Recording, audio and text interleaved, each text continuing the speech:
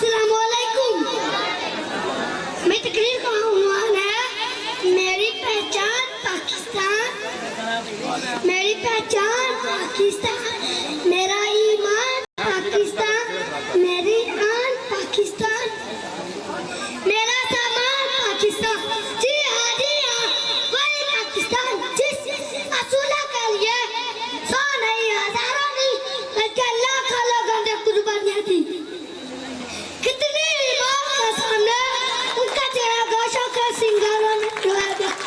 کتنی موت کے سامنے ان کا چہرہ گوشوں کے سنگاروں میں ڈھویا گیا. جناب اعلیٰ، کسی بے گھر سے پوچھو گھر کی قیمت اور کسی غلام پوچھو آزادی کی قیمت.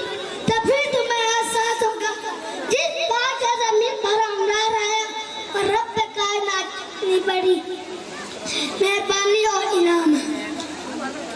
اس مٹی کا وفا تم بھی کرو ہم بھی کریں. اس مٹی کا وفا تم بھی کرو ہم بھی کریں. اس کا جوڑ کے عداوت تم بھی کرو ہم بھی کریں.